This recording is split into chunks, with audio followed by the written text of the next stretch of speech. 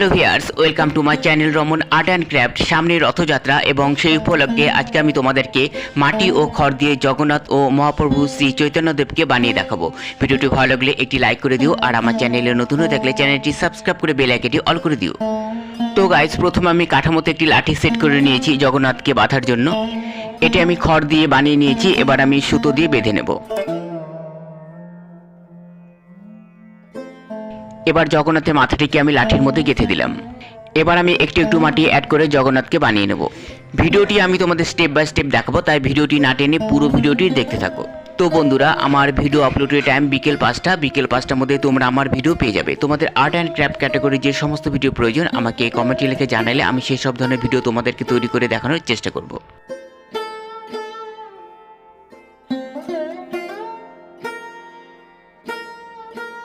এই দেখো, মাথার দিকটা মোটামুটি হয়ে গেলে এবার আমি অল্প মাটি অ্যাড করে নাক বানিয়ে নেব। এই জগন্নাথ বানানো খুবই সোজা, তাই আমি পুরো ভিডিওটি তোমাদের ইজি এবং সহজ পদ্ধতিতে দেখাবো। এখানে আমি জগন্নাথ এবং মহাপ্রভু শ্রী চৈতন্যদেবকে বানাবো। তো বন্ধুরা, আমরা জানি রাধাকৃষ্ণের মিলিত রূপই হলো শ্রী চৈতন্যদেব। এখানে শ্রী চৈতন্যদেব জগন্নাথ দেবকে জড়িয়ে ধরে রয়েছে, সেই অপূর্ব দৃশ্য আমি তোমাদেরকে বানিয়ে দেখাবো। রথযাত্রা উপলক্ষে জগন্নাথ, বলরাম এবং সুভদ্রার আরও আমি অনেক ভিডিওই বানিয়েছি, তোমরা চ্যানেলে গিয়ে ভিডিওগুলি চেক করে দেখতে পারো। এছাড়াও আমি আগের ভিডিওতে কাচের বোতল দিয়ে এবং প্লাস্টিকের বোতল দিয়ে জগন্নাথকে বানিয়েছি, তার ভিডিও দেওয়া আছে। এবার আমি হাতের দিকে একটু একটু মাটি অ্যাড করে হাত দুটি বানিয়ে নেব।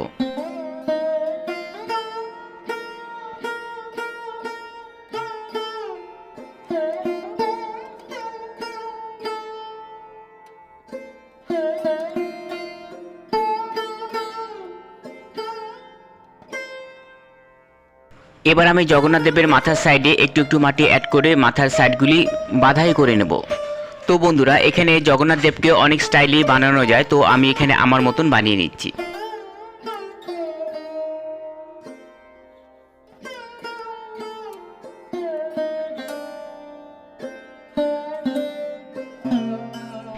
এই দেখো, মাথার দিকটা মোটামুটি হয়ে গেল। এবার আমি মসৃণ করে এবং কাঠির সাহায্যে আমি দাগ কেটে নেব।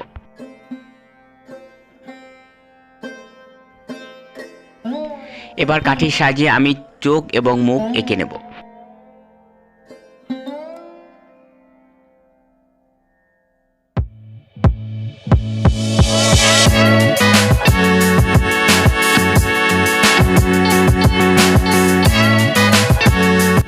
এবার নিচের অংশে কাঠির সাহায্যে আমি একটু দাগ কেটে নেব।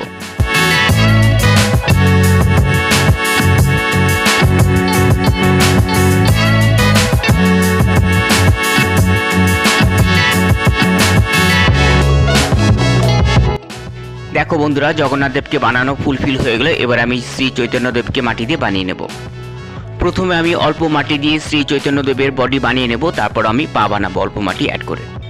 এই দেখো, বডি বানানো মোটামুটি হয়ে গেলে এবার আমি অল্প মাটি অ্যাড করে পা বানিয়ে নেব। পাটাকে একটু ভাঁজ করে নিলাম। এবার কোমরের অংশে অল্প অল্প মাটি অ্যাড করে আমি কোমর বানিয়ে নেব। যেখানে যতটুকু মাটির প্রয়োজন সেখানে আমি ততটুকু মাটি অ্যাড করে বানিয়ে নেব।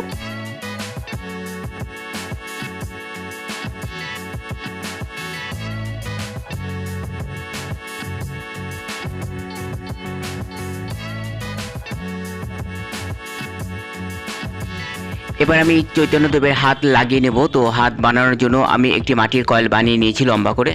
এবার একটু একটু মাটি অ্যাড করে আমি হাতটি লাগিয়ে নেব। এখানে দু হাত দিয়ে জগন্নাথ দেবকে জড়িয়ে ধরে রয়েছে, সেই অনুকরণেই আমি তোমাদেরকে বানিয়ে দেখাবো।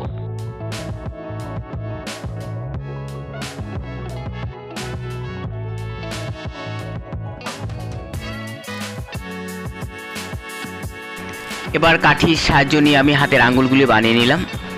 এবার আরেকটি বুড়ো আঙ্গুলও আমি লাগিয়ে নিলাম। এবার অল্প মাটি অ্যাড করে ভাজা অবস্থায় আরেকটি পা বানিয়ে নেব।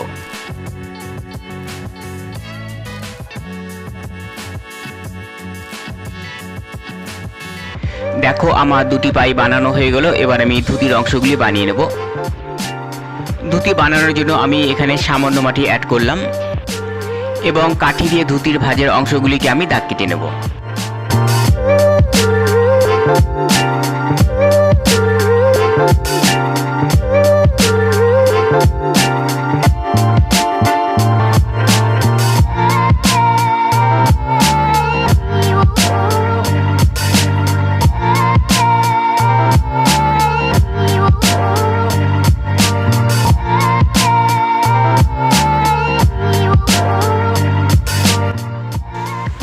দেখো বন্ধুরা, ধুতি বানানো হয়ে গেল। এবার আমি পেছনের আরেকটি হাত আমি লাগিয়ে নেব।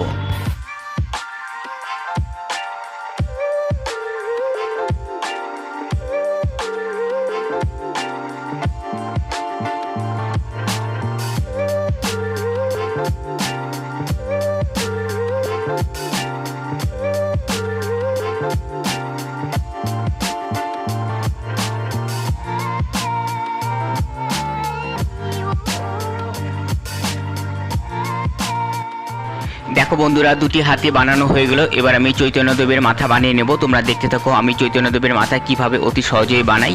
একদম ইজি এবং সহজ পদ্ধতিতে আমি তোমাদের দেখাবো, তাই ভিডিওটি দেখতে থাকো। বিভিন্ন দেবদেবীর মূর্তির মাথা এবং ডাইস কিভাবে বানাতে হয় তার ভিডিও কিন্তু আমার চ্যানেলে দেওয়া আছে, তোমরা চ্যানেলে গিয়ে ভিডিওগুলি চেক করে দেখতে পারো।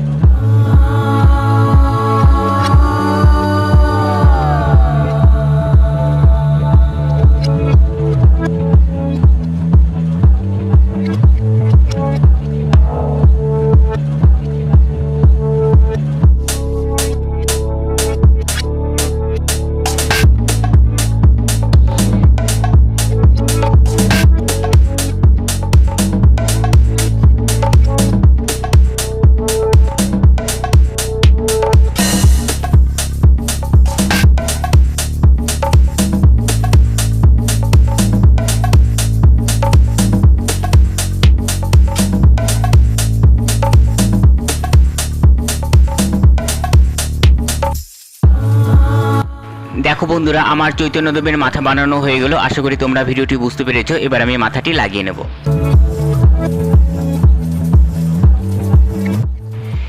এবার আমি অল্প মাটি অ্যাড করে কান বানিয়ে নেব।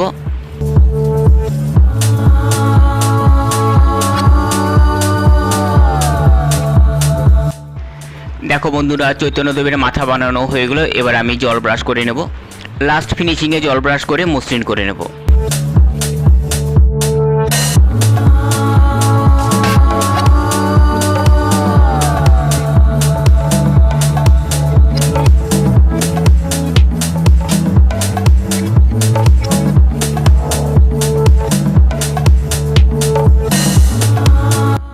দেখো বন্ধুরা, জল ব্রাশ করা হয়ে গেল। এবার দেখো আমার জগন্নাথ এবং চৈতন্যদেবের ফাইনাল লুক।